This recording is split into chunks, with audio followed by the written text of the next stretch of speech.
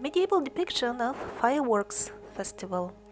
It wouldn't look like anything special if there weren't a couple of curious activities going on at this festival.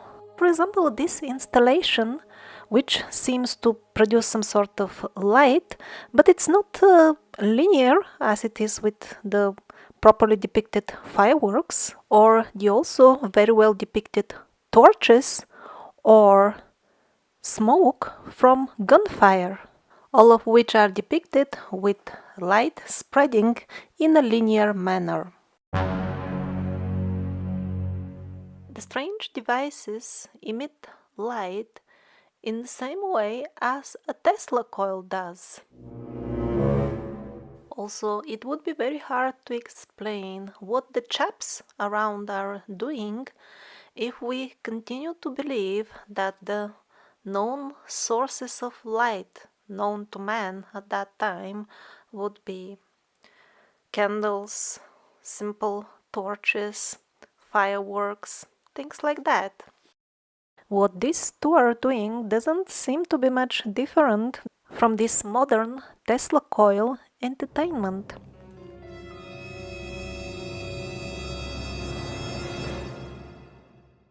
And indeed, the medieval illustrator did a very good job with the details. Do you notice that the swords are not straight?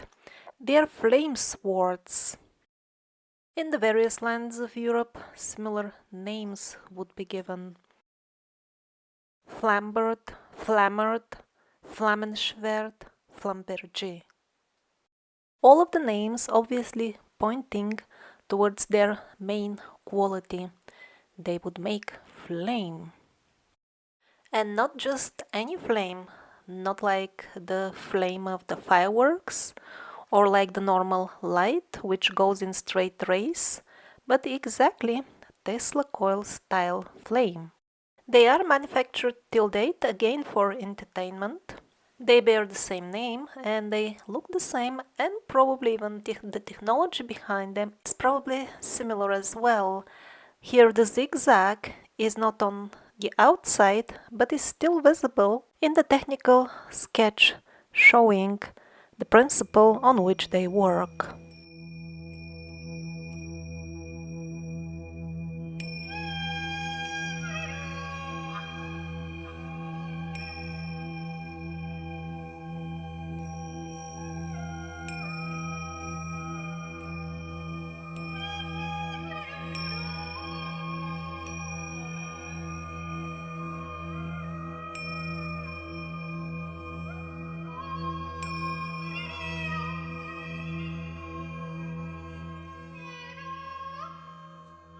So this thing was found a couple of years ago in Kosovo, the Balkans area of Eastern Europe.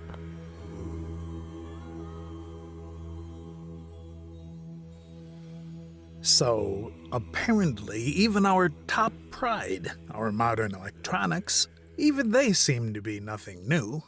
Nothing really only modern, that is. If we believe the modern geology, that all this stone was formed millions of years ago, which is probably not true. Here is one of the proofs. There are countless others as well. But the thing is that the thing has got a wheeled plug. It's not a really modern thing in stone, like the coin, and it's not even an exception. There are many of these type.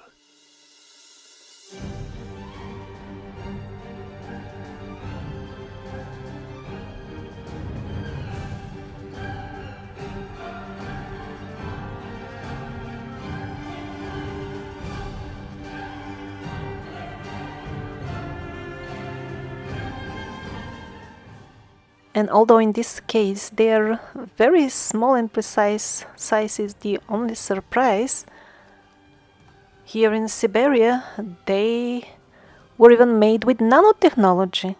And again, a lot or maybe even everything of what I've shown you so far does not belong to some lost, wiped out civilization. It turns out we knew a lot about electricity even a few hundred years ago.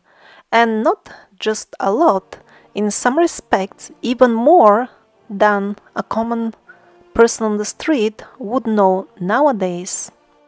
And the modern man is somewhat like this creature which has zero interest into inquiring into the science which stands behind the building of his home, or at least the metal part of his home.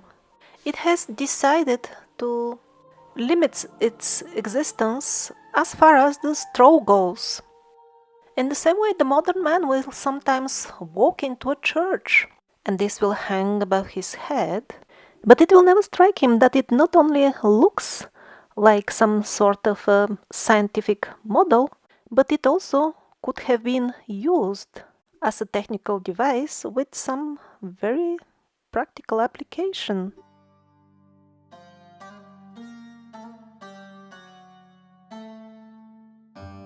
Now let's see what's the situation with some modern patents for using atmospheric electricity.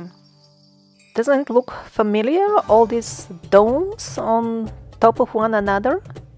And in the description of the patent, they say that they have come up with this setup and these shapes just because they are optimal for collecting the biggest amount of electricity. The domes are described in detail in the patent. They must be hollow and interconnected in that way with each other exactly like it is in the churches. And then look at the antenna of this modern church. It's exactly as the older crosses in Christianity, before they introduced the well-known Christian cross. This is how it looked like. And if you're not satisfied because the crescent is missing in the old cross, here I would offer to you a really good-looking crescent, exactly as they should be. So we continue with this fully functional setup of the patent. We have a hanging metal element, which is, of course, present in the old temples as well. Churches, and not only churches.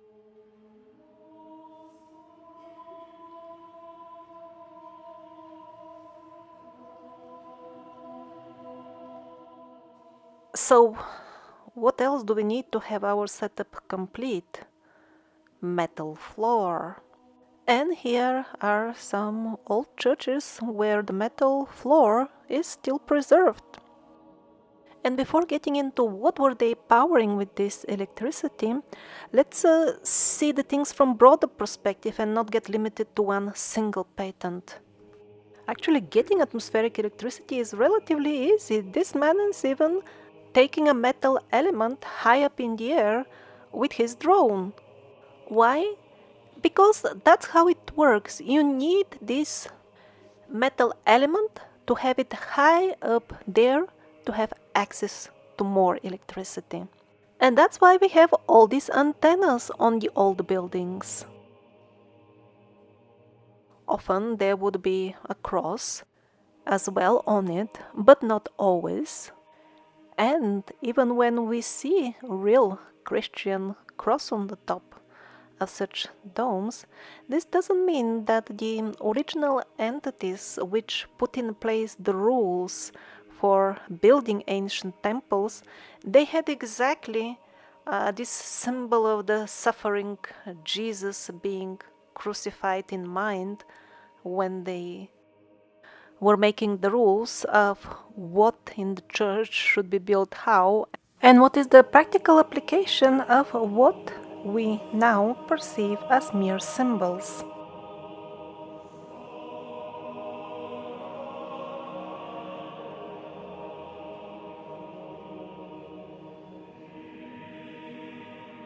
So let's see again the sketch of one of the patents for modern atmospheric electricity power station. So everything we see here are already very familiar elements from the antique or so-called neoclassical architectural styles.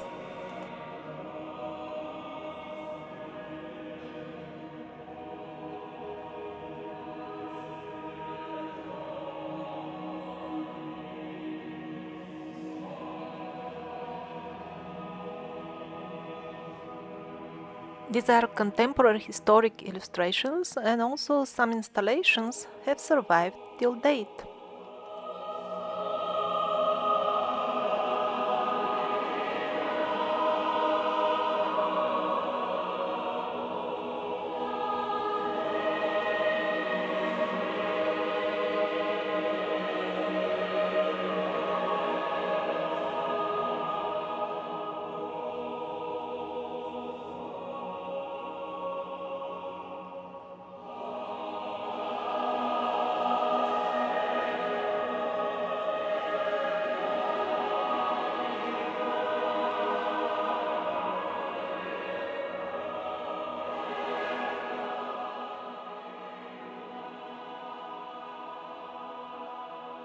Even as close as year 1889, we see very curious machineries at the technical exhibition in Paris, which was the most famous showcase for all the cutting-edge technologies at that time.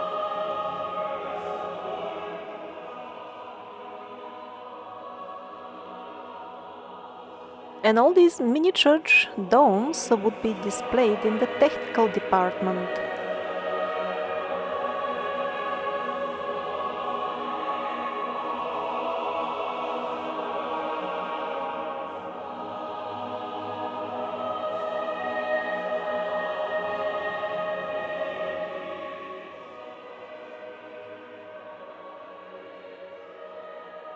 The situation at other similar exhibitions of the same time period is the same.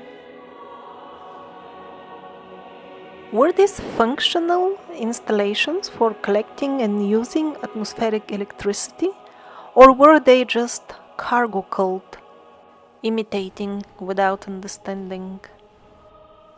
This, for example, looks like some sort of cargo cult to me, still carrying the antenna. What once has been a functional antenna is probably now just a kind of a religious symbol. The first and most important thing that we have to do if we want to start understanding the ancient advanced technologies is to, first of all, abandon the deeply rooted concept that we need a very sophisticated device to get high-tech results. And that's why in 1985, Shivkar Bapuji Talpate built and flew an aircraft made of bamboo filled with liquid mercury, favorite ingredient of the alchemists. And yet the Shippepedia tells us that it was the Wright brothers 8 years later who successfully flew the first heavier-than-air powered aircraft. The achievements of Shivkar Bapuji Talpate are not publicly denied, they are just presented in a very misleading light. Oh, he flew it for some time and then the thing fell down. The airplane of Shivkar Bapuji Talpate was something like this. This was made actually for the Bollywood movie about him. So they're distracting our attention with the fact that it didn't fly long. So what, the Wright brothers, they went all the way to Saturn and came back with their aircraft? What the Wright brothers got right, and that's why they entered in the famous history, is that they used the technology which is in line of what would be allowed for common people to know and use during this era.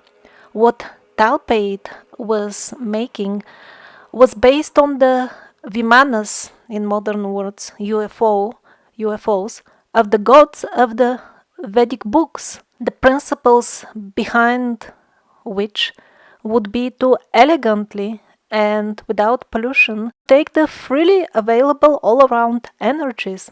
Well, what modern man is allowed to do is to only have access of polluting and centrally controlled sources of energy for the purpose of total enslavement by the use of artificial intelligence in the form of computer networks, which of course are centrally regulated again, which networks fully control what kind of information the people have access to, along with the most practical aspects of life. For example, where can you go? Do you have access to certain countries or areas is determined by an electronic device which reads a card or other form of identification which you have to present. The various branches of this centrally operated and regulated network also determine if you have the power to buy anything, if your credit or debit cards will function. When they really want to restrict somebody, they disable all that and he cannot buy anything. He cannot rent a car to go anywhere or fuel his own or call anybody on the phone. The simple bamboo and mercury manned aircraft of Shivkar Bapuji Talpate would have been an option to become independent of this centrally managed by artificial intelligence system, and that's why most people have never heard about it, and that's why this branch of technology is not allowed in the civil sector. Its application is only allowed in the non-civil sector. We look for new energy, but energy is around us everywhere, all the time. But most time we waste them. Until recently we find this can be a very important effect. Materials and beam material. When they become physically contact, there's a charge transfer. If they are separated by a gap, there's a voltage generated. And this occurs for almost any materials we know today.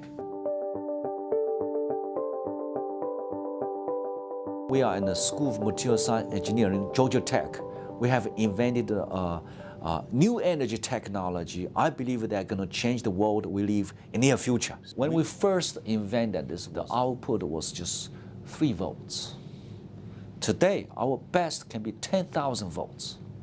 Mechanical energy is everywhere, independent of weather, independent of day or night, independent of season. So anything you can think of, and we even think for big ocean wave, 31 terawatt energy can be harvested. That's twice of today's world energy consumption. It will not take too long, 5 years. 5 years? Even 50 will not be enough. Unless humanity collectively decides to leave this parasitic paradigm in which the freely available mechanic energy is not allowed for personal use.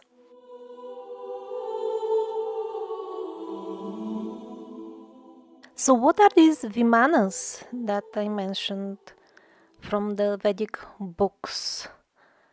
These are exactly what now we call UFOs. The only difference is that in Vedic times, people were in contact with those who flew such aircrafts, while the modern man prefers to live in ignorance and says it is a mystery and closes his eyes while browsing the photographs from the Second World War, the only ones which are still publicly available, showing people who were manufacturing UFOs. If you're not familiar with this subject, I would recommend getting familiarized as soon as possible, because with the speed with which they remove all unwanted information from outlets like YouTube, soon maybe even those images may not be available.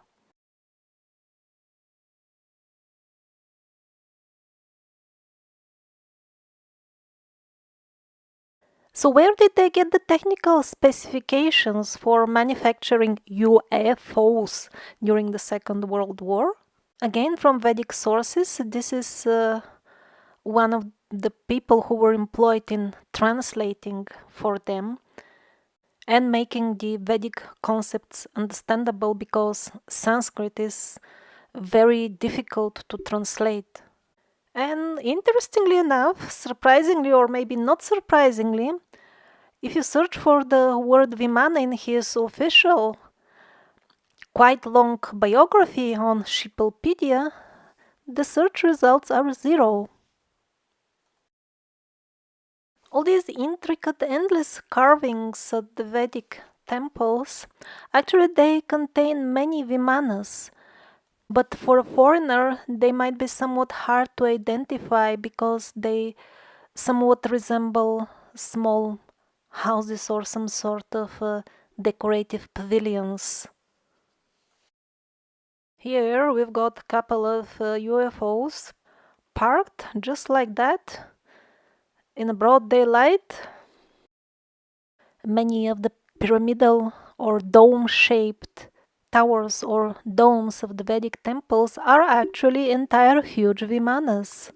It's not just my personal interpretation, this is what people were carving, depicting the god. It moves around with its UFO, its aircraft, and that's why it is the thing that you would expect to be carved in a temple, the abode of the Lord.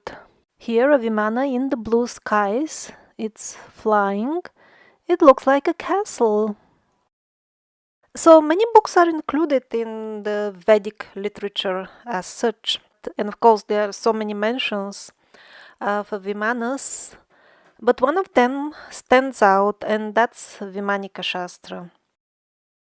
Although it has been dictated in trance some merely 100 years ago, those who wrote it down claim that the ancient rishis were simply dictating through them a very old text. Well, as people say, seeing is believing. The photographs of functional UFOs that we have from the Second World War, well, they're exactly like Rukmi Vimana, one of the models described in Vimanika Shastra. And by the way, something of very similar shape made a crash landing in Pennsylvania, Kecksburg, on December 9, 1965.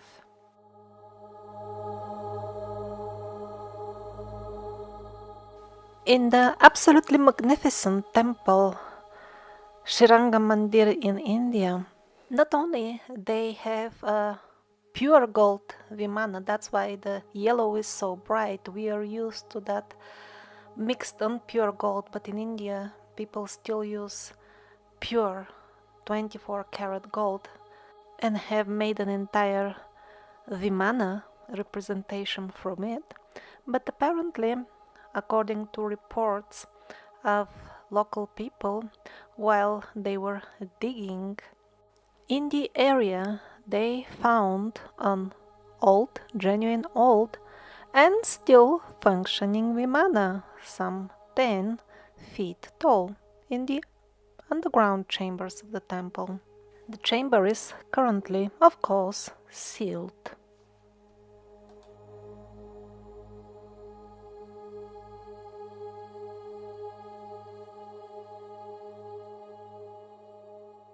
And for those who prefer a type of electricity which is nearer to our modern way of making it, that's also there in the Vedic scriptures. In Agastya Samhita, that's a very old compilation. A very practical and simple setup is described with enough details so that everybody can build, and many thousands in India have tested it and it worked. It's as simple as the famous Baghdad batteries, of which I'm sure everybody has heard. And in addition, the sage Agastya talks about a chain of 100 of them. So these people, they knew what they were doing.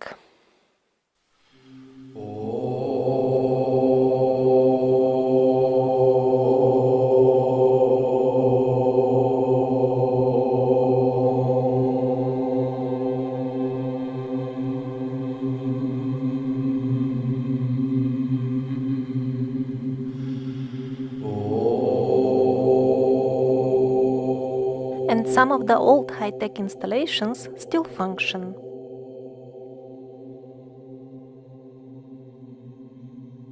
It is not by chance that in the Tirumala Venkateshwara temple in India, in Tirupati, they strictly monitor and don't allow any type of luggage inside so that nobody gets a chance to bring in any electronic device. Of course, cell phones and cameras are absolutely prohibited as well. And not just in the temple itself, the entire area seemed to affect electronic devices, and common people are not given a chance to study what is this all about. Like, for example, at this stargate through which an incarnation of the Supreme Lord once entered our world, one is not allowed at all with or without luggage. It is just locked up because when the era of the electronic gadgets started, people started noticing that they behave erratically at the place.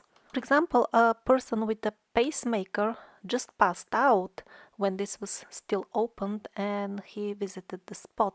And as usual, the attention of the common people is distracted in this way. It's typical, this is how Wikipedia describes the Stargate. Ironically enough, Wikipedia tells the actual truth, but most people will not understand it, and they did not intend it to be the truth when they wrote it. The thing is that anyway, everything that is natural, including nature and earth, is actually supernatural.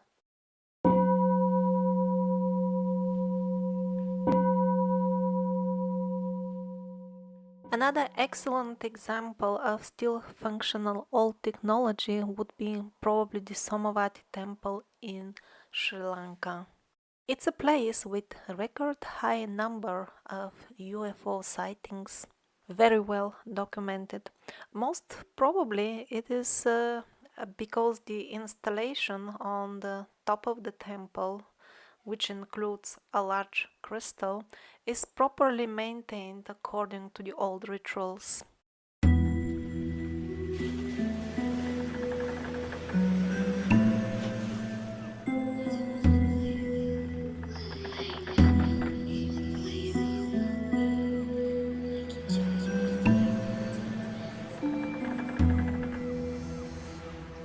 Pneumatic trains. It sounds so futuristic, so high-tech. But people were using them a century and a half ago in New York.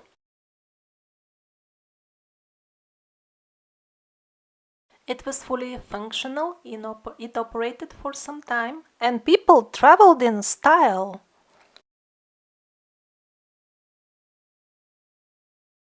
But because it used that clean energy which is all around us, they just closed it down. We are not allowed to use this energy. We are too stupid for that. Even in modern days, now it is not banned, but practically it cannot serve the masses, this pneumatic technology. The excuse is always the lack of funds. But what about all the enormous subsidies poured into the oil industry? If they are directed towards cleaner technologies, there will be no lack of funds. So they closed down the luxurious pneumatic underground in New York, and later on built the underground tube the way we know it now. Look in what kind of carriages they put the people initially. This is such a downgrade from before. In London, it wasn't that luxurious as New York because they managed to stop the project at even earlier stage, but it was there as well.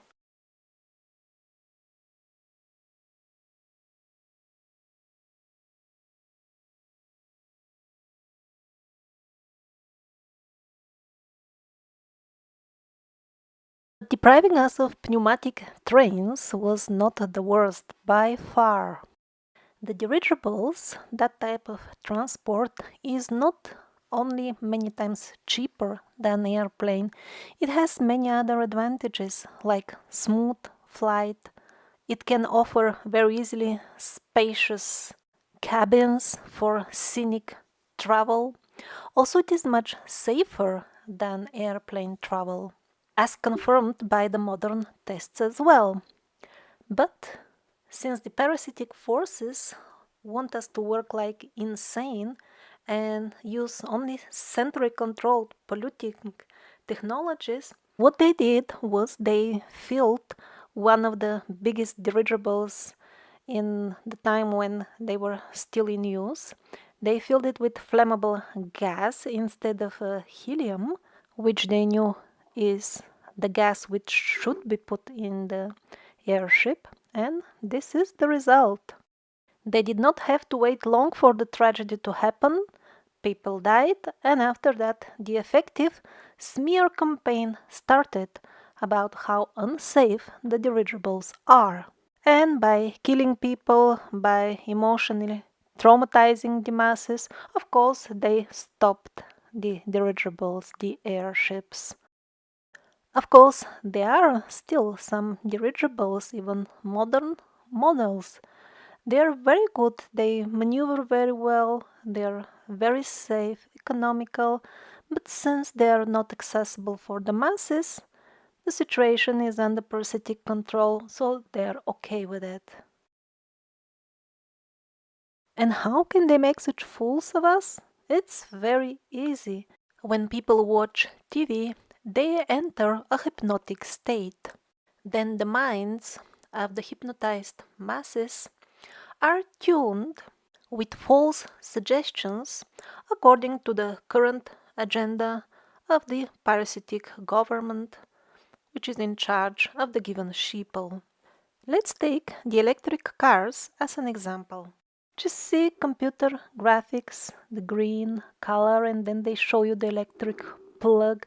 And then many people think that electric cars are really eco-friendly, while what they do only is export pollution from the cities to the regions where are the electric power stations. And even though they're not good by themselves, the electric cars are also slightly suppressed technology. The manufacturers still have some difficulties, and the petrol companies still receive those huge subsidies. So why the parasites are somewhat against electric cars as well? They are centrally controlled, they are polluting. Well, the thing is that it gets very close to the attention of many people.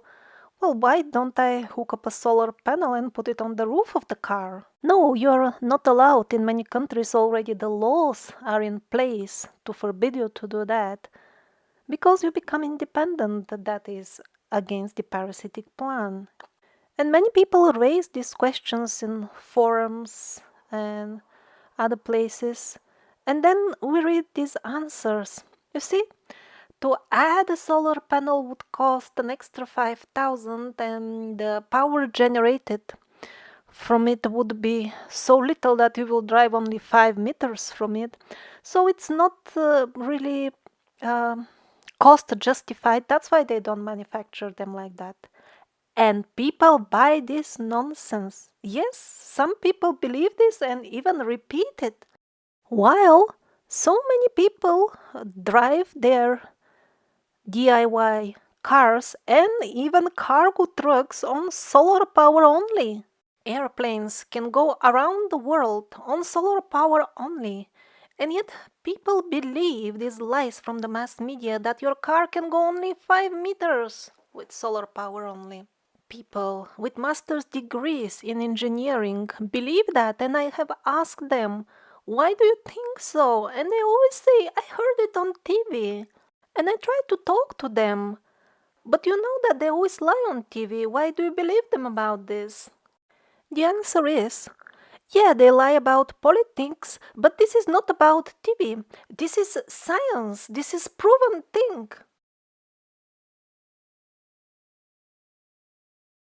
Not to even mention how many people have demonstrated again and again functioning models of cars powered by water.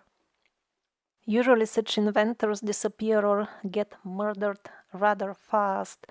And all types of vehicles like this one, hybrid, magnetic, or only magnetic, very rarely we would barely manage to hear about them before they disappear together with the company which manufactures them. The commercial models of very cheap solar cars are ready since decades. But no, there will be no mercy for us, at least in near future. As long as we collectively remain in this parasitic paradigm, the plan is to make us suffer more and more and thus lower our consciousness to animal level. That's why we have this artificially engineered financial crisis and many other things, like for example the lab-made terrible diseases which they try to spread all the time.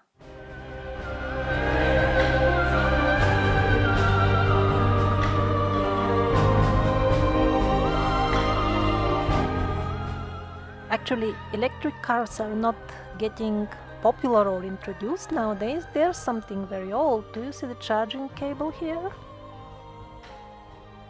This one is from Detroit and Paris, New York. Most of the taxis were electrical. That's in the beginning of the 20th century. But one particular point I found like mind-blowing from this old catalog for electric cars, Babcock Electrics. So here you can make yourself familiar with the company and then various models along with their prices. 2,200, 3,200, 4,000. And the surprise is towards the end of this catalog. I can barely believe it, but I'm showing you what it actually says. 1,244-mile tour on a single battery. That's 2,000 kilometers. It's even shown on the map. There is no like confusion with the decimal figures or something. I mean, the modern electric cars have a range of 100 to 200 kilometers per charge. Is this some sort of different type of mile? Or am I confused about something? Bright future, it says. For whom? I'm sure the parasites are laughing at us, rolling from laughter, falling from the chair when they see how easily we buy such shallow lies. Years ago I was in England and they banned with law many branches of natural medicine on the grounds that one lady felt side effects, mild side effects from a kidney medicine, and that was it. She was fine in a few days. There were no consequences. But on these grounds, they made this legislation and the people bought it. Entire branches of the natural medicine were banned because of that lady who felt slight side effects. And many people actually supported this ban because of dangerous stuff, you know. When we are so stupid, which God will have mercy on us? There is no shortage of modern inventions which would eliminate poverty in no time and would make prosperous life for everybody easily achievable. The only problem is that we, the people, choose the wrong leaders. We sabotage our own lives, guided through hypnotic suggestions received from the TV. The fuel on which the entire tragedy runs is the excessive alcohol consumption, which was also introduced and is still now maintained by the parasitic forces.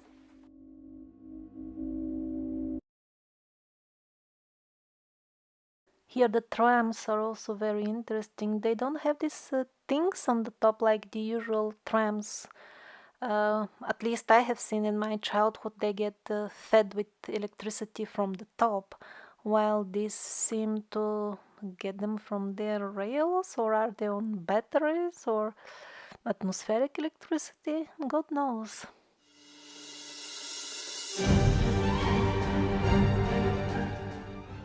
Some men add fins to their cars without having any special calculations from qualified engineers and so on, and managed to save up to 25% fuel after installing such fins. So where are these international organizations and commissions who scream so loudly that they make everything to protect the environment, everything possible? They seem to be just another department of this preposterous scam, farce, which is just meant to keep us anchored within this paradigm, because the parasites don't have the right to keep us by force. The only way is to make us believe ourselves and maintain this paradigm.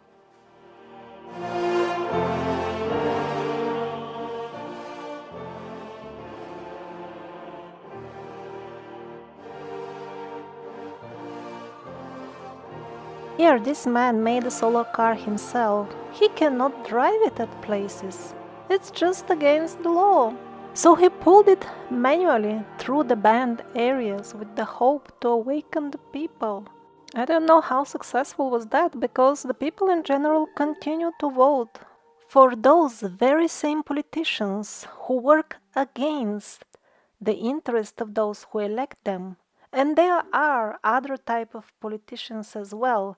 Simply the people are too short-sighted to recognize them and to care to vote for them.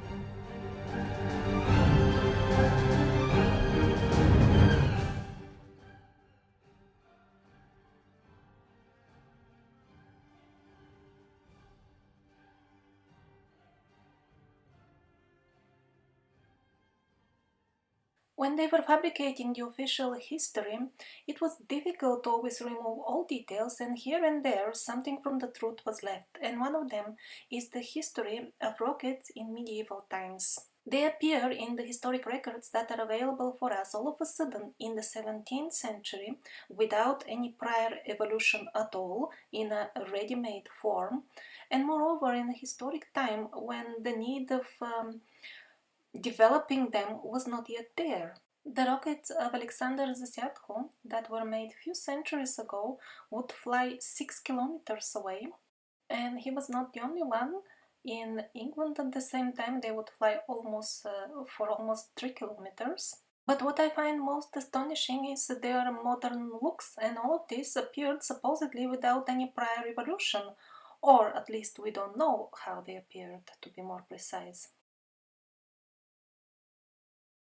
This image reflects more or less the standard picture that we are presented of the English invasion in India. But those who like to read history books will find the following description of the battle that occurred when they attacked the kingdom of Hyder Ali in Mysore. He had a special division of rocket shooters that numbered some 1,200 men, and they poured on the British rockets that were 6 kilos in weight and would fly for 1 kilometer. In 1650, Kazimir Semyonovich issues a very interesting book called Artis Magnae Artilleria Pars Primum. So quite few centuries ago, we have ready-made modern rockets. Exactly the same proportions, the same shape. And the most surprising for the modern, or even shocking for the modern rocket engineers, are, for example, the nozzles. They look exactly like the modern nozzles, the same shape, the same proportion, the same size according to the body of the rocket. But nowadays, these nozzles, they're calculated by high-level international teams of scientists who have very complex formulas recently discovered. And yet we see the very same nozzles centuries ago. So again, the story doesn't match very well. We are told that the laws of physics on which the calculations of the nozzles of the modern rockets are based were discovered just a couple of decades ago. Then how did they know what kind of nozzles to put centuries ago? Not to mention even that Kazimir Semyonovich says that these are not rockets invented in his time, this is older stuff that he is just writing about. People knew about these nozzles and designs and aerodynamic shape even long before he compiled his book. This is a medieval image. He is holding a modern rocket.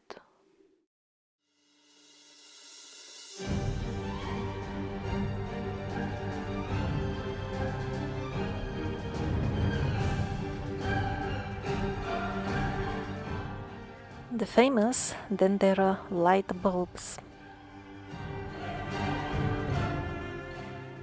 And also all these types of buildings were always told they were places of worship based on their looks and the inscriptions found in them. But as far as the looks, they're not that different from those of some neoclassical electric substations. Or maybe the colorful decorations. You get that as well.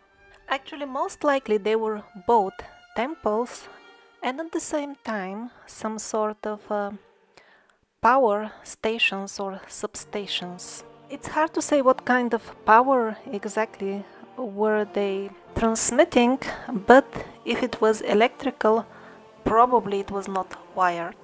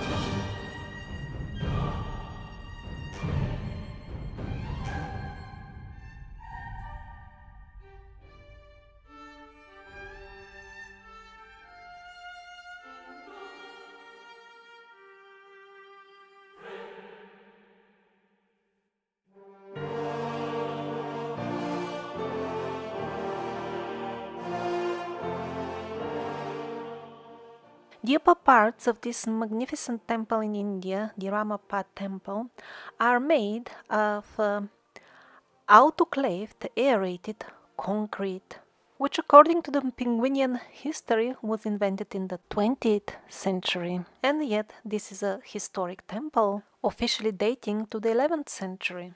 The stone of which the upper part is made doesn't only look like aerated concrete. It definitely has all the proper properties of the aerated concrete. For example, it floats in water. So using aerated concrete instead of standard one gives various advantages, one of which is that it makes the buildings more earthquake resistant. Yeah, it's lighter, so less likely to collapse. But not all ancient and historic temples in India are built out of such concrete. The use of this material is not very common. Why did they decide to use it exactly at this location and only in the upper part of the mandir? Most likely, they even saw in the future and knew what is about to happen to this temple. Just see how it looks inside. And all that is a result of a very violent earthquake, as if they knew what is about to come.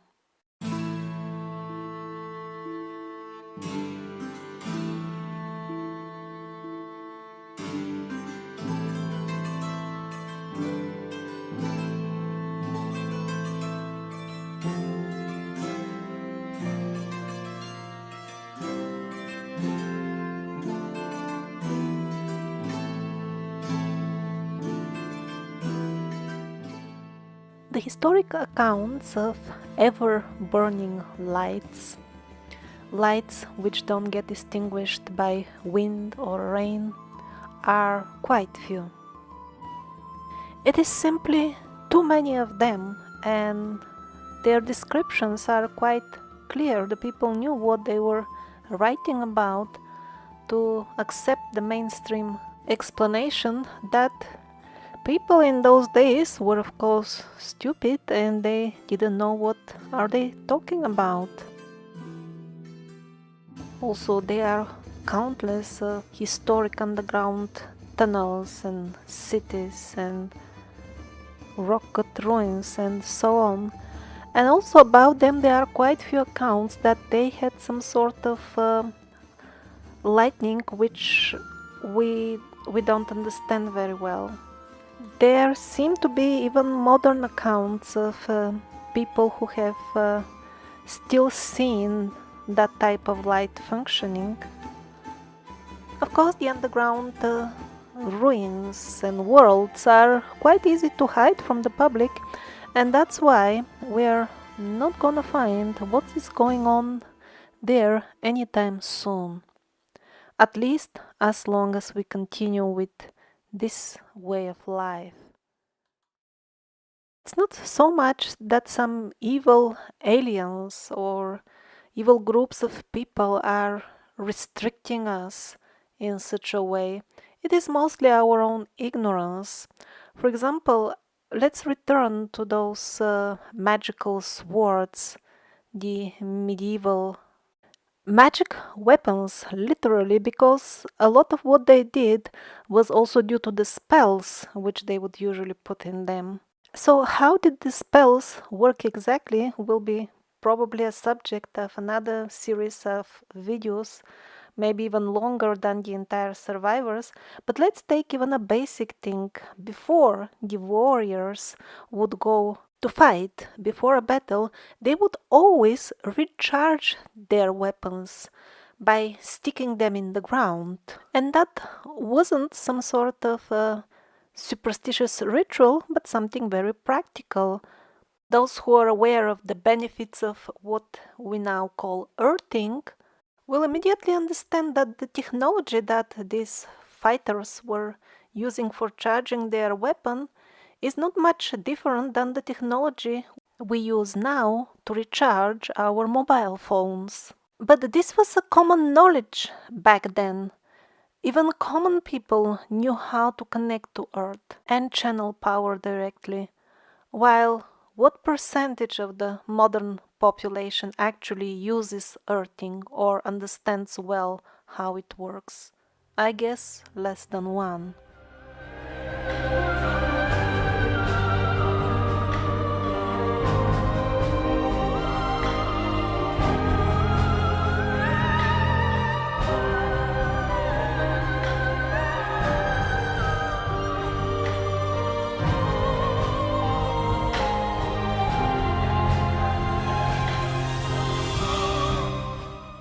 So in the beginning of the video, we saw architectural elements in the design of the old churches and other old structures, which suggested that they might have had something to do with atmospheric electricity.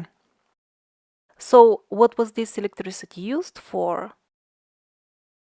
In the old temples, including mosques and churches, there were kind of glass vessels hanging on metal elements attached to the ceiling.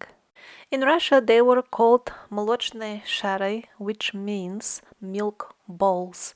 I don't know what was the Western name, but they were mentioned very often in the old Russian literature. Even some photos have survived of the last functional milk balls. This is when they're lit up. But they're not oil lamps or some sort of candles. It's the liquid itself which glows. It may or may not be connected with the atmospheric electricity collected by the dome. And then here you can see them empty. As you can see, they're good-sized vessels. Although to us it may seem that they were kind of a lightning solution for the temples, this wasn't their main function, it seems, for the people who were using them at that time. According to contemporary sources, they were used for holy fire. Now, I personally don't really understand, was the holy fire from Jerusalem kept in such vessels? Was the liquid of the milk bowls activated by that holy fire? That special miracle fire with which people wash their beards and hands and faces, and it doesn't burn them in the first few minutes after it appears in a miraculous way in Jerusalem. So, are these vessels being lit up from that fire, or was this like a name used for any holy, like sacred fire? Because the substances which were put in these vessels were also magical substances. They were sold in, as far as I understand, dedicated shops for such things, and there were quite few of them. But subsequently, with the church reforms, and as the church was getting more and more divorced from its original mission to expand people's consciousness, they also gradually removed or maybe even banned these holy fire vessels, the original function of which, besides lightning, was apparently also to awaken like telepathic abilities, increase intuition, and in general widen the spectrum of perceivable reality around us. So, as the churches and the temples were turning more and more into a tool of narrowing our consciousness, of course, such simple devices were being replaced, or maybe they made it gradual, maybe they were just diluting the substances which were put in the jars, adding colorants, all kinds of poisons and stuff, and they wouldn't work anymore. Electricity was used a lot in the past. Those who have invested interest in hiding the true history from us can very easily hide its usage simply because it didn't always involve this excessive wiring as it does nowadays. So the artifacts are not there, at least the artifacts that we would expect to find. For example, this is a very interesting video, two chaps. One of them runs through the other 1 million volts. Don't try this at home, they know what they're doing. They did it safely, that's why they survived it. But the boy through whom they run the electric charge, he was doing all that stuff which we would describe as biblical miracles, like thunderbolts coming out of his fingers when he points at something, moving objects, light objects, with his remotely with his hands.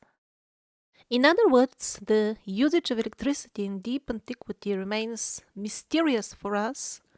First of all, because the hardware involved was probably quite different, and mainly because its applications were quite different. People were using it for different things. They had different interests in life.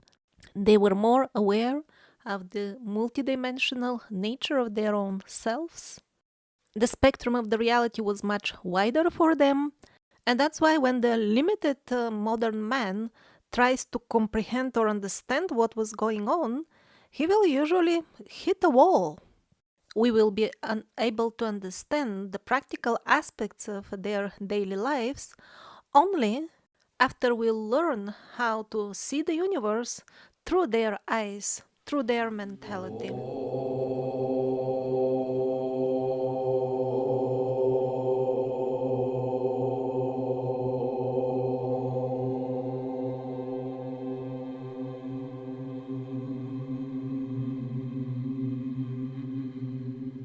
And by the way, in that video, his hair moves. It's very funny. It's not like the hair of the Medusa women from the International Space Station, which they spray with hair fix and that's why it stays fixed in the same position through the entire pathetic hoax show.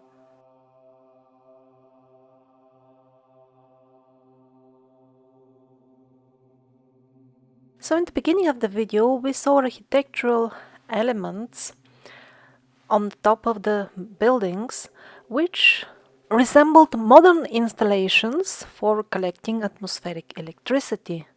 But resembling and having functional installations are completely different things. So some of these buildings are pretty recent, were the people as close as a couple of 100 years ago using atmospheric electricity in their homes? Or were they just imitating ancient things without understanding their essence? And if it was just an imitation, then were the ancient prototypes functional then? Talking about historic atmospheric electricity, most people have heard about Nikola Tesla, but not much more. But in this 19th century book we find information that actually these attempts to use atmospheric electricity were more or less always there. Chapter 10 of Basics of Meteorology and Climatology. The chapter gives an overview of the attempts to make use of the atmospheric electricity during the 18th and 19th centuries. Various setups were tested, including metal rods put at high places and even kites and balloons. I really like this illustration from this book. Every house has got its own balloon feeding it with electricity. But most of all, I like this illustration. It is exactly in the chapter dealing with atmospheric electricity, and it illustrates in particular at what height it can be harvested most conveniently. Here they specifically explain how high churches can reach different layers of the atmosphere and how much atmospheric electricity can be collected at those levels.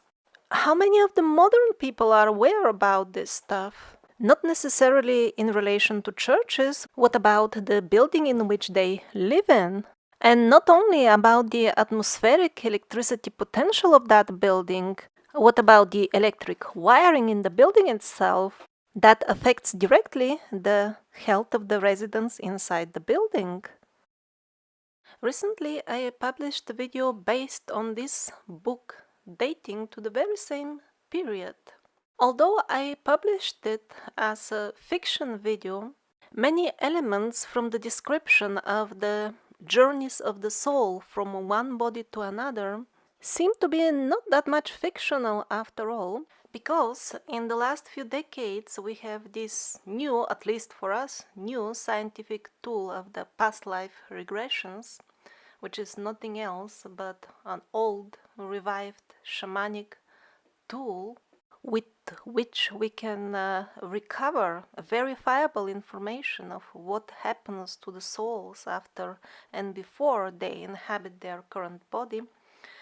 And a lot of the details that are new for us, because they come from this very recent source, they are already in this trilogy, which contains the description of the other planets, or if you prefer, planes of existence. And even without going into details from this book, the very fact that it is all about the reincarnational path of the souls, and it is written by Christians for Christians, according to some sources, it was even used as a textbook in a royal army for Christian officers in a Christian government. This by itself makes me wonder, what was the Christianity like 200 years ago? It is not a secret that the early Christians had this doctrine of the reincarnation. It was part of their belief.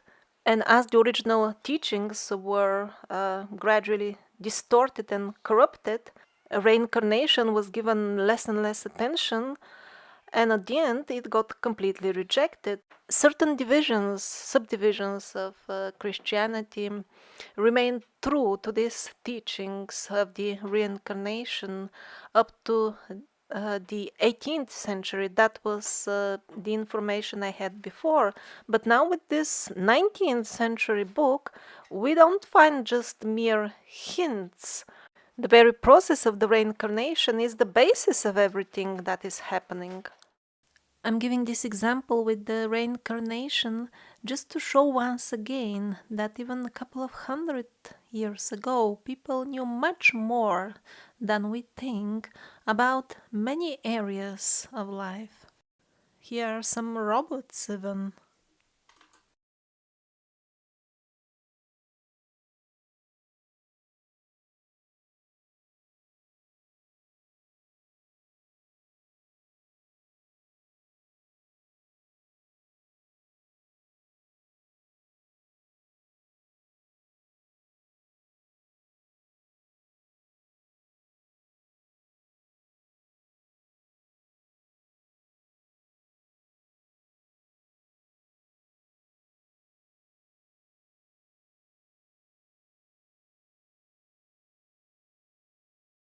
So this book reviews the attempts to use atmospheric electricity in the period of the 17th through 19th centuries.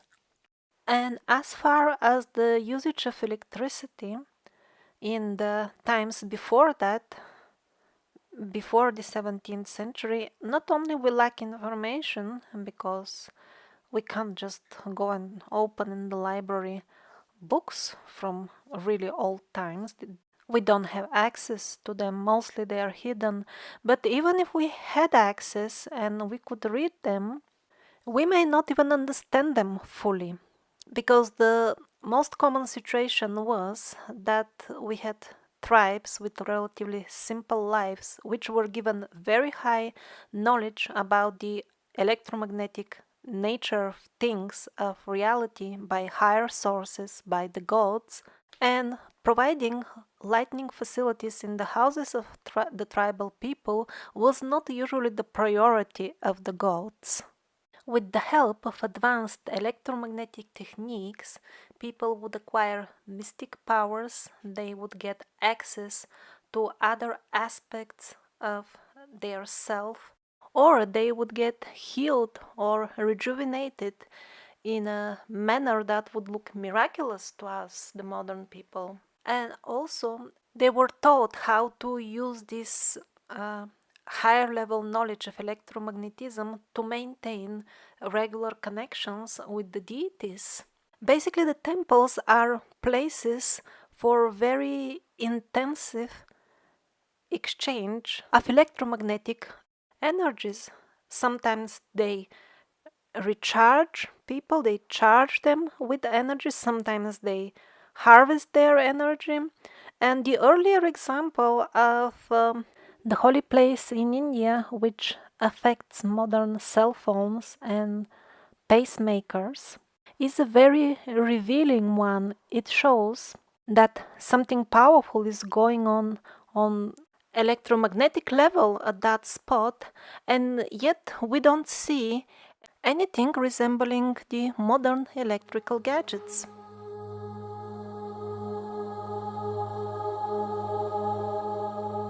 Now, do you see the figures of the three monks?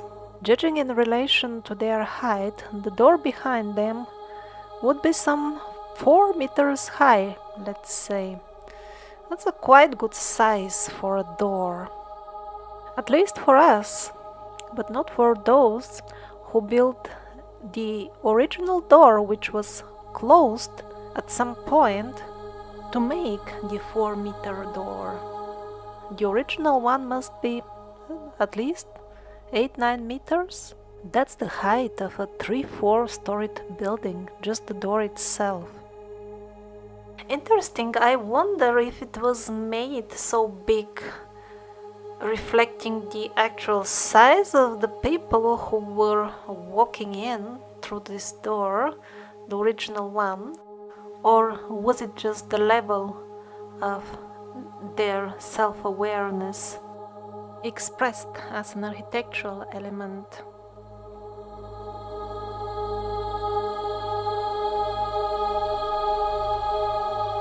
Maybe some 1,000 years ago, the destiny of humanity took a turn. Now, the sons of magicians, the sons and daughters of magicians, were exploring the dark side.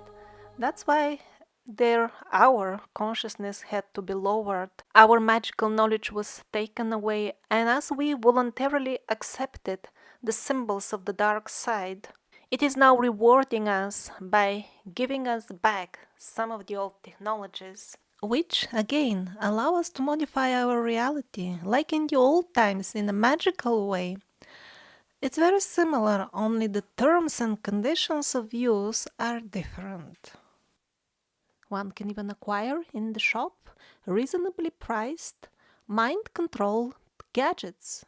Exactly like the magicians of the old times. You just think and it happens. But there are few new conditions. First of all, you depend on the central control, Big Brother, for having the technology. You can't manufacture the gadget yourself. And even when you acquire it, you can use it only as long as you are connected to the central artificial intelligence, which controls everything on Earth. You will have to report to this central artificial intelligence. It can be, for example, in the form of a required internet connection, or by registration. You have to submit your credit card details. You will be asked continuously to create online accounts to verify that it is yourself. That's because the artificial intelligence monitors you all the time, and in addition, these gadgets which read your brain waves, they not only read them, they can also influence them, which is also nothing new under the sun, because influencing the thoughts of others without their direct awareness and with malevolent content, that it's called simply black magic, that is sorcery. And they always make it look like as if this is some sort of new invention that has never been seen before, while they're just reviving the old techniques, selling us back what they stole from us centuries ago. The price that we have to pay is the most valuable thing for them, our psychic energy. It has nothing to do with money. It is only the small pawns on the bottom who are after money, those who execute the plan on the ground, those who pull the strings on the top. They print money, they can manufacture billions for themselves, and they do it just with few computer clicks. They cannot be after money. They are after something else. And the gullible people gladly pay the price. For example, if you search for divine in the Google brainwashing machine, this is what comes up. This is how our psyche has been distorted beyond recognition about what is good and beautiful and desirable. And as we curse ourselves with our own thought forms when we call for the angels, this is who will come, and they will do whatever they consider angelic.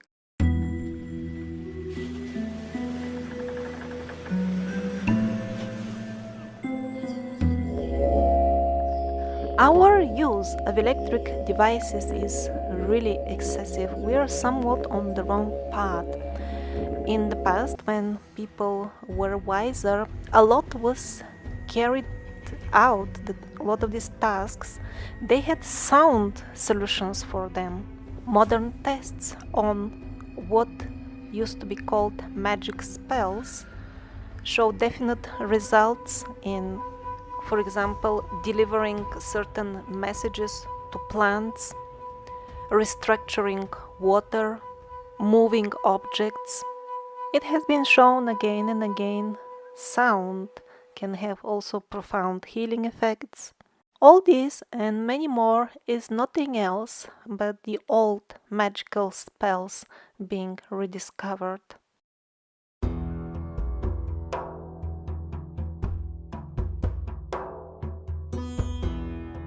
So Nikola Tesla was not discovering something new as such.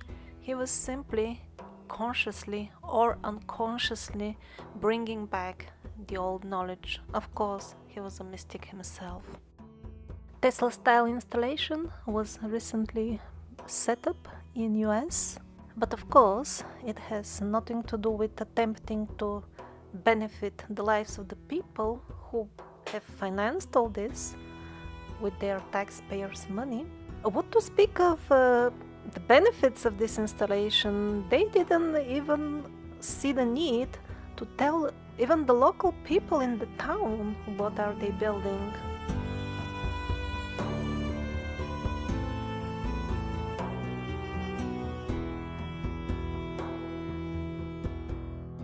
An important milestone in the process of making us dumb and uninformed was depriving us of the knowledge of the ether. In school, we are being shown an incomplete periodic table of the chemical elements as made by Mendeleev. He himself studied and to some extent understood the ether and placed it first in his original table. This is his book, Chemical Understanding of the World's Ether. But as he died, they edited his works and published them under his name, and of course they changed the periodic table. And then when modern scientists observe various phenomena related to the ether, they are forced by the paradigm in which they are artificially placed to search other names for them. They put them in different categories even when they don't belong there, or make up some fantasy categories like black holes, antimatter, black matter, orange matter, green matter, mystery, unexplained, and so on and so forth.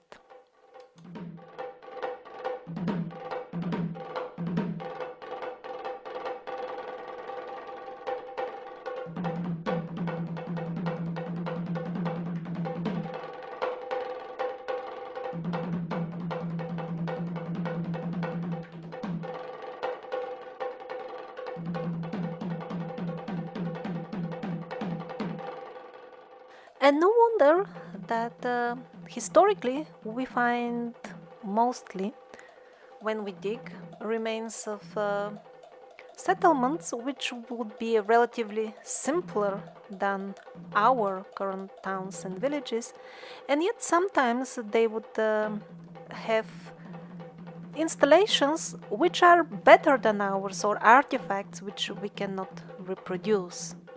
And the reason for that is very simple and obvious from all historic sources.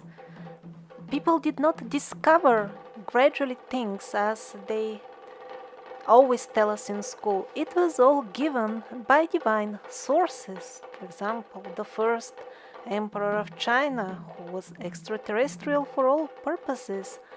Or in the church there is even an expression, God the geometer. And not only geometry, the angels were the givers of all knowledge of all sciences. And that's how it was.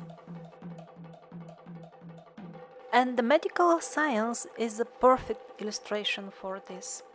Not only we read in the old books about very complex procedures like open heart surgeries just with herbal anesthetics, we also find the traces of that in complex brain surgeries, trepanation. If the people of those times were indeed as ignorant as the penguins assure us, they must have been dying from these holes that they were making in their heads. But they didn't, because the modern autopsies, they actually see that in many cases the people died from completely different reasons, and the bone, their skulls, had healed successfully before that. Another example is the Vedic system of medicine called Ayurveda, given to the people by the divine being Dhanvantari. But not according to the penguins. They want us to believe that the people discovered all those very complex formulas for the Ayurvedic medicines themselves. I mean, look at the contents of a given Ayurvedic medicine. Most likely you will see 20 or 30 ingredients which grow in areas far away from each other, or maybe not always grow but get collected or found, and their proportion is very complex and very precise. This could not have been tested over time. Simply there couldn't have been that much population with the given sickness. And if you don't get the percentages right in the combination, it won't work, it won't heal. And there are hundreds of such Ayurvedic preparations. Even if we forget their number, even for a single one, how would you know which 30 ingredients you would collect from substances that come from very far away from each other regions? How would you know to start mixing in case you're experimenting exactly these substances in proportions, and you will have practically so many thousands of possible combinations, indeed millions. If you don't know the recipe already, you would have never guessed it. You would have never guessed even which 30 ingredients to select for the given sickness, let alone their complex proportion. There is also a documentary, the name of which escapes me at the moment, and it's about the same point that I just made about the Ayurveda, but applied to the ancient Egyptian or Arabic in the land of Egypt, something like this medicine. And it was proving in detail the very same thing. Those procedures could not have been discovered gradually by those type of people that the archaeologists show us in the museums. Maybe they could have been discovered by the type of people which they don't show us in the museums because they hide their mummies. But as far as simple people using trial and error method, no way to find all those medical secrets that they knew. And sometimes modern men also stumble upon or rediscover by chance, maybe by chance, the ancient healing methods again. This remarkable man, Wim Hof, rediscovered what the ancient yogis have been doing for thousands of years. Using very simple breathing techniques, he made his body so resilient to external influences that he is able kind of order his body to remain healthy even in very adverse conditions. The penguins subjected the poor Wim Hof to various tests, even to the point of injecting him with viruses. But he simply ordered his body to eliminate the viruses, and it did. The psychic surgeries, which are still sometimes carried out in the Philippines, in Africa, and mostly currently in South America, also seem to be a revived ancient method of healing.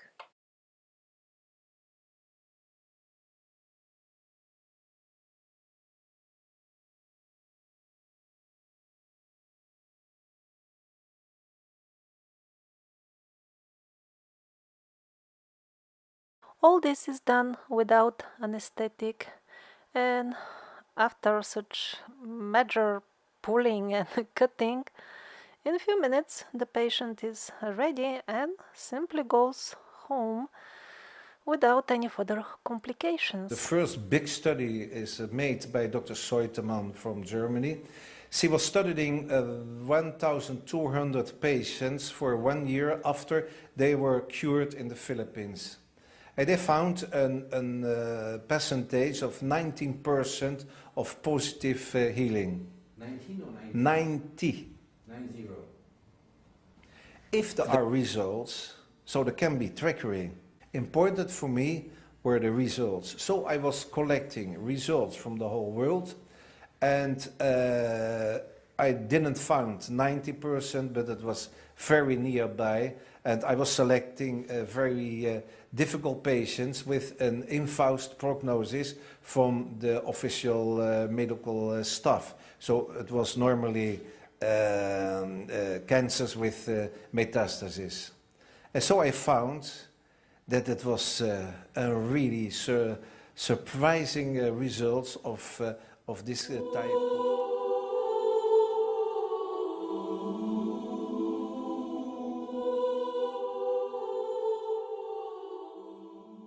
The knowledge of metallurgy and smelting is a perfect example of very simple things, easy to carry out with simple means and achieve fantastic results, but only if you have somebody to tell you how to do it. Smelting, they are telling us, began 9,000 years ago. But how come this is a chemical reaction? Oh, it was easy, the penguins say. You just throw colorful rocks, means ore, in the bonfire. And that is so ridiculous that even some of the penguins themselves don't believe it. And it is not just putting colorful rocks in very hot fire over 1000 degrees Celsius. That is not your ordinary bonfire. You need to make special arrangements to reach such high temperatures. And you wouldn't do it unless you knew what you're doing.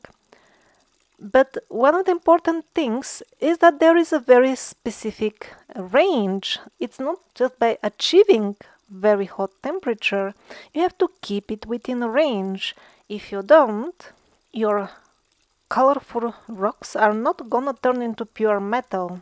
They're gonna turn into waste. And at the same time, usually for smelting, you need catalysts for the reactions, even for the very simple recipes that they had in the very beginning. Yes, that can be obtained from simple materials, like special types of bones ground and prepared in a special manner. But how would you know to put that in that cooking pot with the colorful rocks? So for simple men to discover smelting by chance is out of question. And yet the penguins want us to believe that not only they did it, but they did it independently at many spots all over the globe. Well, the chances of that would be very difficult to calculate, but on the top of everything, the penguins assure us that not only it was independently discovered at different centers all over the globe, but it all happened simultaneously. So, the medical knowledge, the knowledge of smelting, are just small examples. All in all sciences and all knowledge were not discovered gradually by the primitive man. They were given by angels and the keepers of the time.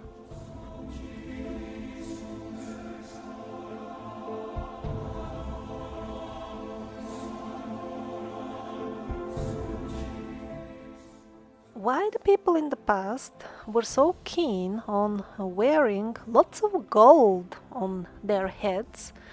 That's very heavy, by the way. And if they could afford, they would even drink from golden cups.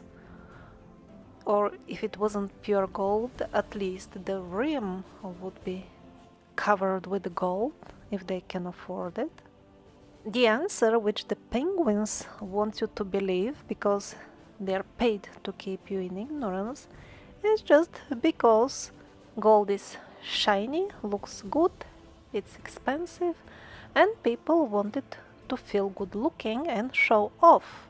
But that is only a part of the full picture, and maybe even a small part, because what the people believed at that time is, for example, that the golden rim on a cup would remove the black magic in case it is in the liquid you pour in it. And surprisingly, or maybe I should say not surprisingly at all, in the modern days we discover that shielding materials made of precious metals are most effective against harmful vibrations. Like, for example, the waves of the wireless internet or the radiations emitted by our cell phones, which are very well known for making people sick. These modern vibrations are in no way different from the ancient vibrations called black magic or evil spells. Obviously, the golden crowns of the rulers provided similar protection. The king wanted to be able to think for himself. He wore a golden crown as a shield to be sure that no third party is tampering with his thoughts and his decisions. For example, these are modern devices which facilitate hijacking of the decision-taking process of the common people, of the masses. In the past, it could have been done with spells, without the help of devices, or a combination of the two. It doesn't matter what exactly is the medium, the result is always a malevolent frequency, which could be neutralized partially or completely by mesh of precious metals. The rich and abundant embroidery of gold and silver on the garments of the clergy is in no way different from the modern silver fiber shield fabric. Their original purpose in older times would have been protection from malevolent wavelengths and also protection from the radiation from the various devices gifted by the gods and angels to the people of the earth. The holy men of the past, who were really mediums between the angels and the humankind, they were the operators of such devices, and that's why they needed appropriate shielding clothing for the type of work they were doing. On what grounds should we consider those people more backwards than us, while the majority of modern men are not even aware that certain vibrations or even sounds which are outside of the spectrum which we normally hear, they can actually reprogram our psyche and brains and practically implant foreign thoughts in our consciousness? What to speak of doing anything against that? How many people are even aware this is going on? Even the so-called gold sometimes we occasionally wear is not really gold. 9 carat is more or less only 1/3 gold.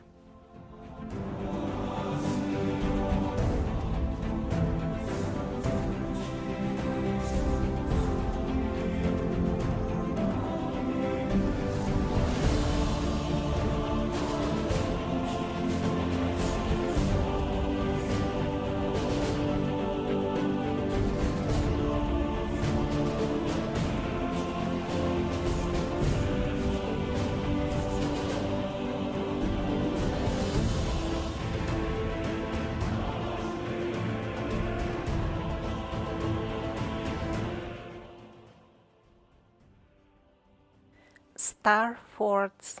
Is this some sort of baroque lace for fussy lady, or building justifying the needs of a military defense structure?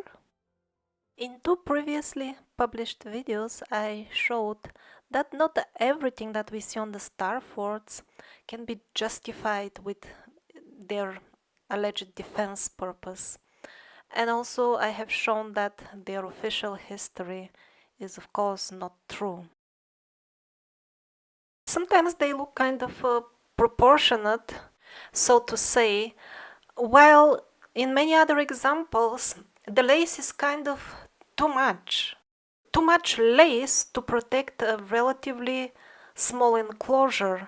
Also, that enclosure wouldn't be enough to house all the soldiers, which would be expected according to the mainstream version to shoot at the enemy, aided by these special angles of the star forts. Let's take Tilbury Fort in London as an example. The English heritage is telling me that Tilbury Fort defended London from Tudor times until the Second World War even. How could this tiny small thing defend London? Probably its greatest achievement would be to defend its empty square in the middle. So the official story is that all these angles here were made so that the soldiers of the fort itself would hide behind them and shoot at the enemies, aided by these special angles of the star forts. The official story is that the angles will give an advantage of those who shoot from inside. Just look at these angles here. Do you think it will make any sense to send soldiers from inside all the way to those outposts? How would they even reach there? If they use the bridge or boat, they will become an easy prey and get shot before they even reach their destination. And even if they reach alive, how can this corner or this one provide any sort of protection to a soldier inside them? It is actually exactly the opposite. If an enemy has sieged this fort, if a soldier leaves the safety of the central core, even to reach those locations, he will be an easy prey. And even if he does reach, they will just corner him over there easily. He wouldn't be able to even run for his life in the fields. It's providing disadvantage rather than an advantage. Also, if the special angles of the walls were really providing an advantage when you shoot at the enemy, why did they make only half of a star fort here? Wouldn't they want also to shoot at their enemies, which would come with ships and boats as well? Or maybe their idea was to shoot at the boats from these small angles here, which are, by the way, so tiny and small that basically they provide no defense function at all. Also on this map of Spain we have normal star forts. Then we have star forts with what is maybe a cross, so that is still okay. But then some other crosses really look more like antennas, while others have even the Trishul of Shiva all the way in Granada, Spain.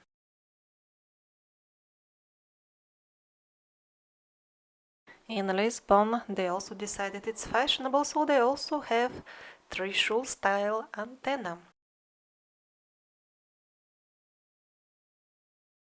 According to somewhat reliable, let's say relatively reliable channel source, these star forts were actually using plasma technology, or at least that was the case with the one which they viewed with astral vision. They said the actual installation was deep underground, while the people who were servicing the part on the top, they did not understand fully how it functions. They didn't have even electricity in the top part. God knows if that is true, but it certainly corresponds to the overall picture. Even nowadays, one may walk into a temple without being aware or inquiring into the matter that the dome above him or her, together with the entire architectural setup around, actually influence him, sometimes even profoundly. One may get healed in a temple, or one may have one's energy harvested, depending whom is the temple devoted to. Or another scenario that happens in modern times: one enters a temple and has one's energy harvested, taken away, which would result, let's say, in a sudden fatigue or depressive state or even sickness. While at the same time, one is not even aware that one has entered the temple. How is that?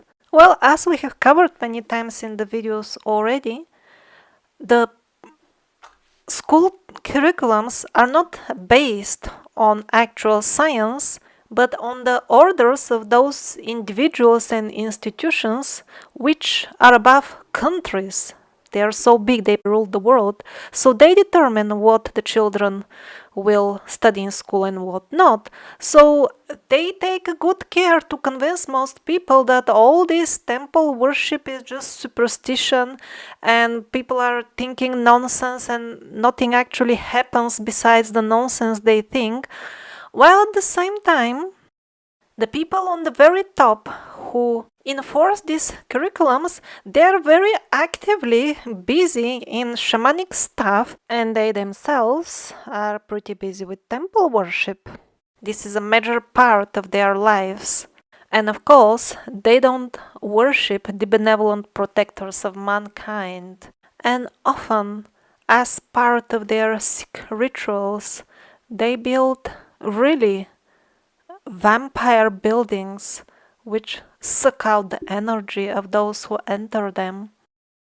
And just as a side note, this series, The Survivors, is not meant to awaken hatred towards such parties. The real purpose of the documentary is to show the people the path of knowledge, which is the only way to make oneself not susceptible to such traps, because evil has been created by God to kind of give notification: your shield is down, your guard is down. That's why the dark side has rights on you. We are not some innocent and, most importantly, helpless victims of psychopath sick rulers which we cannot overthrow. This is a very dangerous line of thinking which will keep us enslaved. The truth is that although we live in a society, we share a planet, a place, still each one of us lives in a separate reality, and the grip of evil will have different rights for each and every person, depending on how much ignorance he or she allows in one's personality.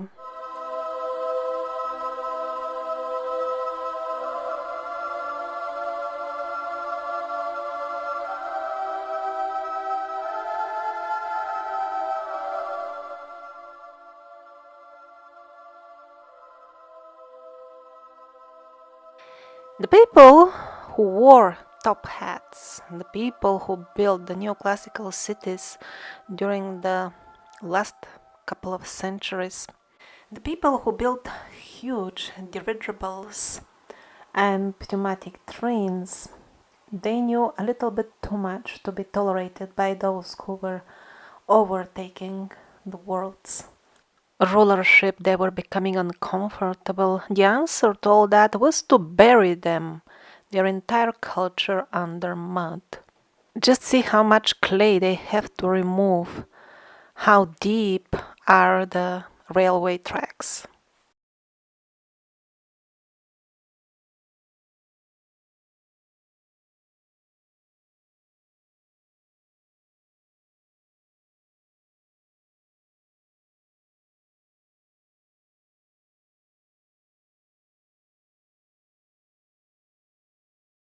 Well, the full story of this great flood of mud will come in the future episodes. But since this episode is about technology, I will just show a quick example of what happened with what was left from them buried under the mud. It will be about a character called John James Hughes, one of the richest men of his time, an Englishman. So, according to the official version, this man in his golden age, although extremely rich, he took his fine English clothes and went in the fields of faraway Russia at an uninhabited place to build a metallurgical factory at the wrong place. There was no suitable ore nearby anyway. To make the long story short, I'll skip all the details of how he obtained the lands with frauds and bribe. All those details you can find in this video. And I want to show you the photographs of his alleged construction, because we are told that he arrived and there was nothing. He was the founder. I mean, look at these houses. They're still half buried. All over his alleged new construction place, we see ruins that he is simply excavating. And by the way, it was his personal thing that he was very much fascinated by history. Since he was extremely rich, he used to maintain an entire network of people who would report him from all over the world about any possible interesting acquisitions related to history, including artifacts, old maps, information, or anything else which can be of some value. So probably that is how he knew where to dig. He wasn't building anything new, he was just repairing old stuff. Look at the holes in the roofs of these buildings. Allegedly, these photographs were taken around their inauguration time when they were built and just started working. What was there before that, we don't know, but the chimneys are really impressive. Compare them to the people's figures besides them. Probably he found those chimneys already there because they were also the houses which were obviously buried under clay. What kind of construction this could be? Half buried rotten pipes. And the bricks on the wall are already rotten. So what was he actually doing there? Why are they even digging below this rotten building? To repair the pipes, which seem to be beyond repair anyway? Probably not, because they're digging entire level below the pipes. Nobody seems to be working on the rotten wall or the rotten pipes. Instead of that, we see that there is a simple line organized to transport something to the surface. Yeah, that's what the people are doing. The women, that's what they have in their baskets. It's light colored stuff, obviously different from the stone around. Is it just white stone? Or is it something shiny, like a shiny metal? We don't know. Or maybe something even more precious? Like these super expensive materials, looking at the price tags of which, no wonder some people speculate that they can be only meant for export off planet.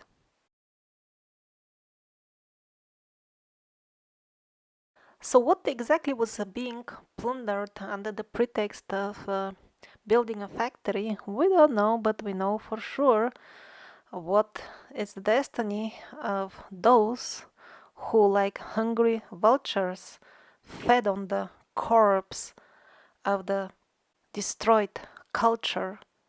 John Hughes is now known as founder, as hero. Quite few monuments are built in his honor, coins are minted, postcards, etc.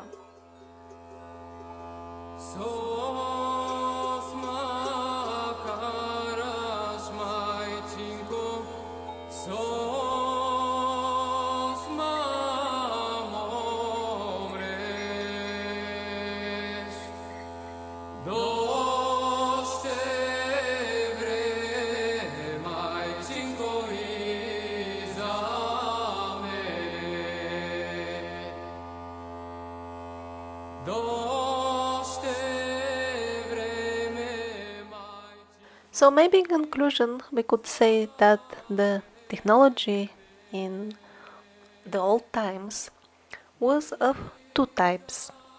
Type 1 would be devices or subtle structures which are far beyond our understanding.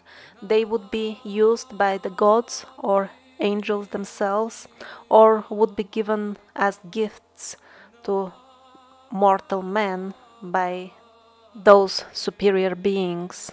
An example of those would be the Brahmastras.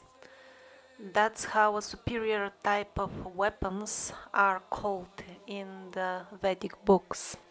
They would leave behind nuclear type devastation, which of course doesn't mean that they were exactly nuclear. Another example would be the famous Ark of the Covenant, and yet another, the magical shamir of King Solomon, which could disintegrate any material, including very hard stones, just by its, quote, glance. Judging by the various descriptions of this magical shamir, it could have been using some sort of technology similar to what now we call alpha radiation. That very King Solomon apparently possessed flying carpets which could transport even thousands of men during a single flight.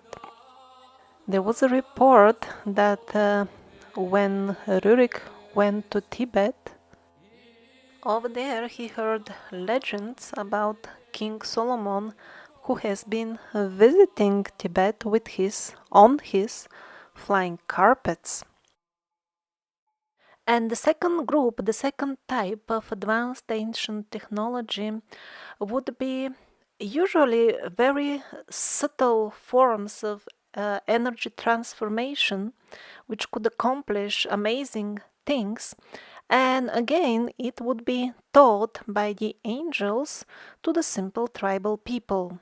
And since those higher beings were immensely more knowledgeable than ourselves about the laws of nature and everything else, they could suggest methods which are extremely simple and yet very, very effective. Maybe this frost guard could provide some example in this regard. It is relatively simple and doesn't require any digital gadgets, and yet it is much more cost effective, and it doesn't pollute the environment as the other means which would be used for the same purpose usually in the modern world. The sound technologies were used really a lot in the old times, and it wasn't just about moving objects, which we have also achieved in our laboratories. Blessings and cursing was much more widely used. Those have been also confirmed by modern experiments to be very effective. For example, on YouTube you can search and easily find many experiments. Take two plants and bless and talk nicely to one of them every day and abuse the other one verbally, and then just observe the amazing difference. And not just plants, people test it with cooked rice, juice, sprouts. It works. Also, things like levitation were used.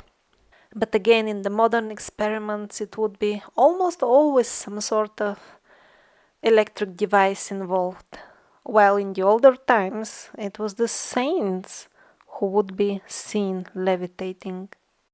But I think it's the technology of the modern holograms which will be the best way to explain ancient technology to the modern man. And we are getting closer and closer to the truth. Now we have interactive holograms which also can be touched, not just seen. They use plasma technology, and we are already making the initial steps of developing fully tangible physical holograms. So what the celestial guardians of humanity taught to the primitive man was a combination between the use of various holograms, physical and not. They were often activated by sound codes or simply brain impulses. These three technologies have been proven to be fully functional and not fantasy by modern experiments. And all that was combined with practical on-hand understanding that everything we experience in our lives, everything we perceive around, is one big hologram. For modern men, this is kind of an exotic scientific concept. But since ancient men were already born with bodies geared up for subtle technologies, mainly thought and sound operated, and since they grew up in an environment where since children they were taught how to feel the life pulse of everything around, as a result of all this, they were far better tuned to these all-pervasive patterns of the Creator God, which are responsible for manifesting everything which we perceive as reality.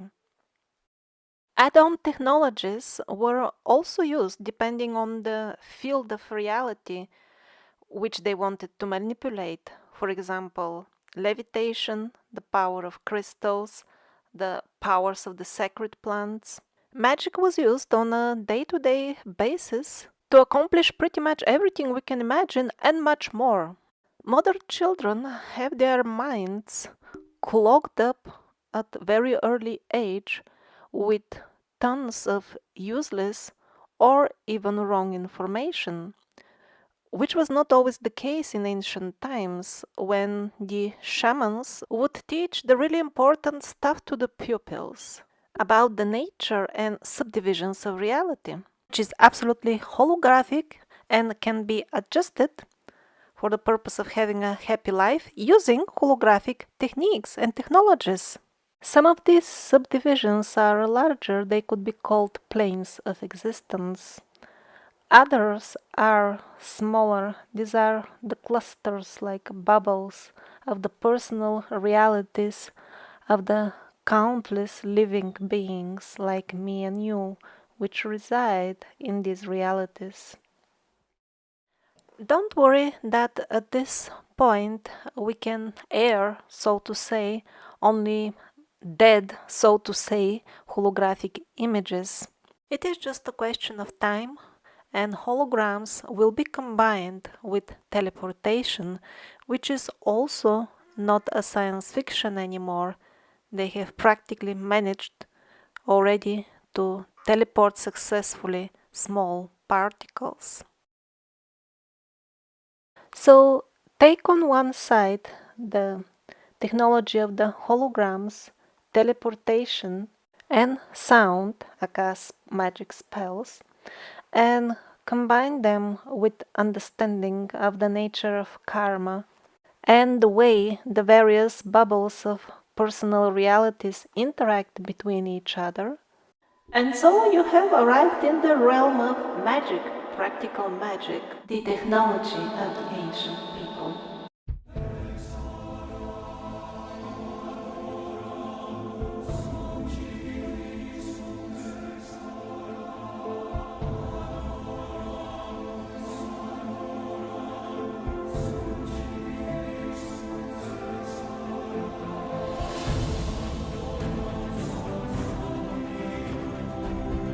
May the Ascended Masters bless mankind.